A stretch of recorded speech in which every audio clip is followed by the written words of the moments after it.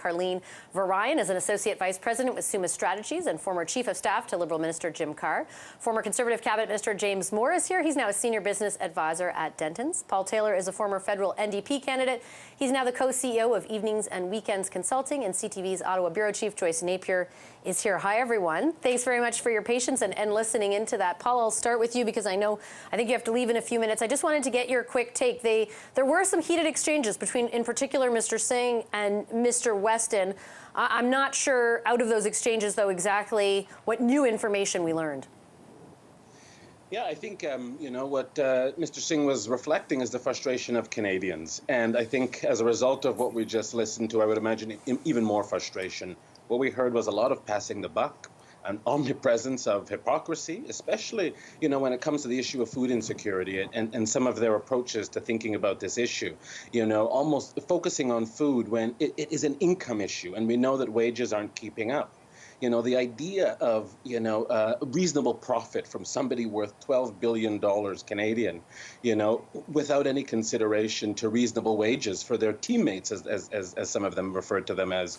The average grocery store worker in this country makes about $28,000 per year, which is $14 an hour, a little over $14 an hour. And in Toronto, the living wage is, north of $23.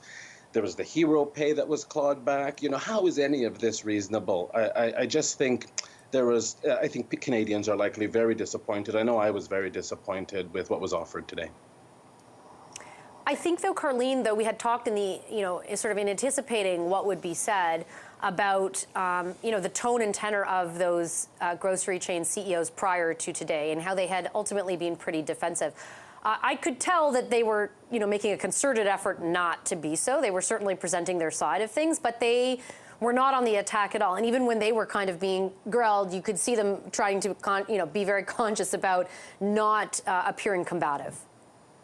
I think they all probably took some advice from their advisors to adopt a bit of a happy warrior sort of tone and characterization during this hearing, and I do think it served them well. I'm sure that at times it was difficult to not show their irritation with concepts that they felt they needed to repeat, but I did think it was interesting that the NDP leader did manage to break the cool of the Loblaw CEO Galen Weston at one point when he tabled his letters from Canadians. That was a moment you don't often see in House of Commons committees.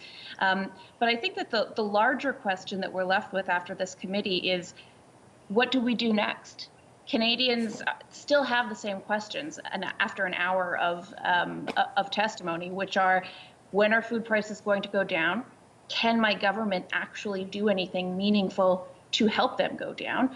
And what are going to be the consequences for these companies that in many cases do have rising profits? We started to get into it a little bit today with some of the discussion of what's known as the Grocery Code of Conduct, which was discussed at some length by, in particular, Michael Medline, who expressed his support for it, as well as a number of the parliamentarians who were on the committee. That's the kind of substantive discussion that I actually think we need a little bit more of if we're going to get to the bottom of this.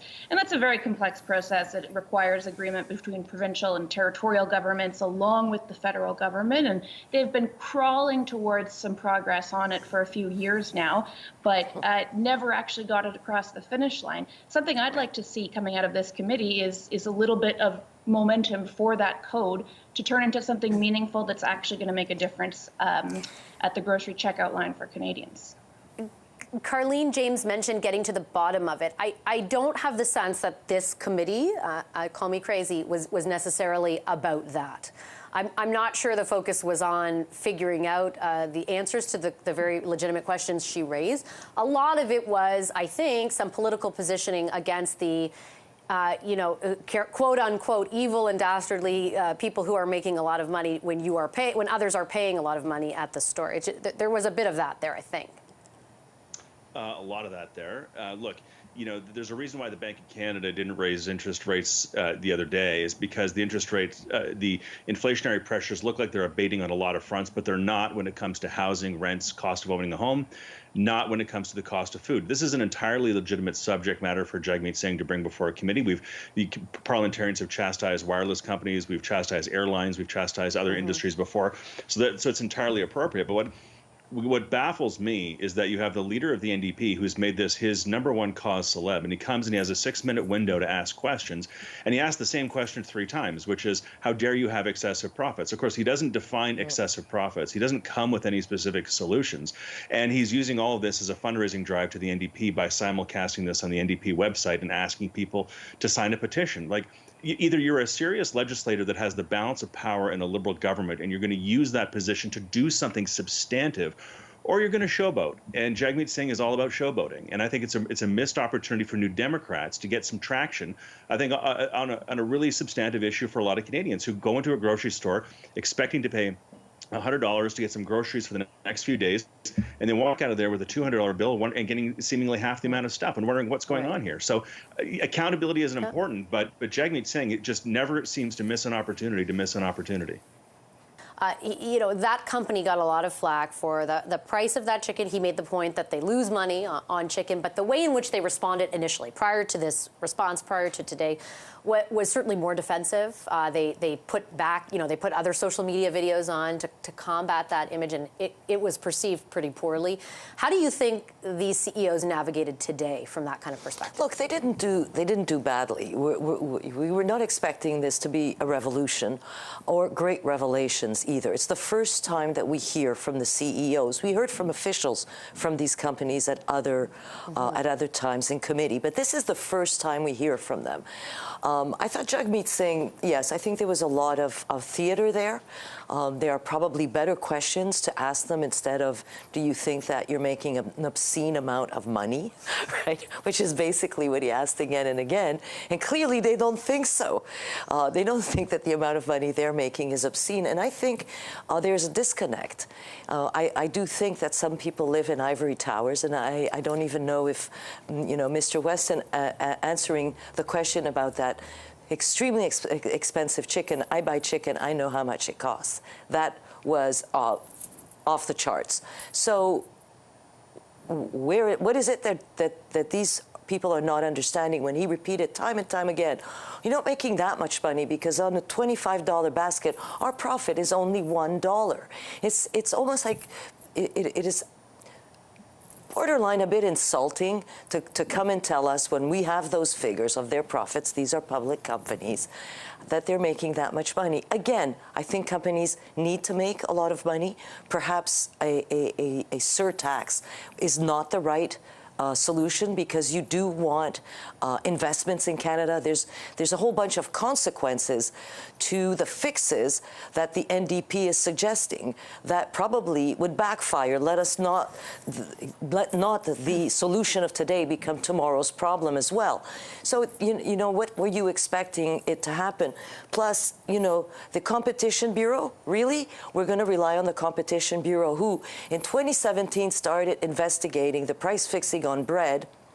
It's not finished yet. The investigation is ongoing. That's 6 years on price fixing of bread that happened 6 years ago. So what tools do we have? None so far. Well, that's what I want to. I just have a quick time for a quick comment from each of James and Carlene. Carlene, I'll start with you, just on sort of like where this heads from here and from a political perspective. The NDP, in particular, Mr. Singh, was using this to delineate his position from the Liberals. He's proposing this excess profit tax, windfall tax, whatever you want to call it. I had Minister Gould on today. It's no way, no how, right? The Prime Minister has even said in the past he's not entertaining it. They're going to pass those costs on to consumers. So where does the NDP take the issue from here? I think they take that video clip that they were able to generate in committee today, that stunt that Jagmeet Singh pulled, and they turn it into a fundraising video, which James already alluded to. I think that was their goal today. I think they accomplished it. I don't think that they will let up on the grocery price issue because I think it's working very well with them for their base among Canadians. But they also are not necessarily held accountable for producing policy solutions and recommendations to the government all the time. I think that they're actually sitting in a great position right now in a way because they can continue to criticize without actually being held accountable to produce a solution. Although at the same time, James, they're the ones kind of informing the policy that the government pursues in a number of instances, thanks to that confidence and supply agreement, which is, celebrating its first birthday, I'm pretty sure, any day now. Politically, where do you think this issue goes insofar as, does it continue to delineate between the Liberals and the NDP, or is there a merger of sorts on that? Well, I think the reality is the inflationary pressures will dictate that more than the politicians will. But look, there are reasonable questions that New Democrats and the government can ask on this, right? Which is, Loblaws had a 10% EBITDA in the last quarter. That is not a massive profit margin, as Galen Weston pointed out. However, you can say, given that we have a new NAFTA and supply chains are opening up, and the supply chains as a result of COVID have opened up, our price is going to come down. Will consumers see that benefit? Given that you do have a reasonable profit margin, tell us about how you're treating your workers. What are you doing with that? Tell us about supply chains domestically within Canada, how Canadian producers will have access to your store shelves. What are you doing on that front? Tell us what you're doing with regard to engaging and supporting some charitable efforts in at-risk communities with at-risk Canadians and their access to food security. Do you have a new program on that front? There are reasonable things that Loblaws, I think, could come to the table and answer some of these questions on, some reasonable expectations that all of us would have in terms of the Commonwealth interests of our neighbors that politicians should be asking for. But instead, you get Jagmeet sitting there saying, are you embarrassed that you have an excess profit? Well, define an excess profit, Jagmeet. Turn it back and say, to Mr. Singh, what do you think is an excess profit and what should be done about it? I mean, he just seems to want to give speeches rather than ask reasonable public policy questions and use the leverage of the balance of power that he begged Canadians to give him and the New Democrats in this minority parliament. I mean, again, he's missing an opportunity to do some good things for Canadians by just grandstanding and fundraising. It's really unfortunate. To underscore, I guess, all of it, it is an issue that matters a lot to Canadians, right? And to all of us, the broad swath of us, because we're all paying those prices at the store. I'm going to leave our discussion there. Thanks so much to our front bench, James Moore, Carlene James, and Joyce Napier.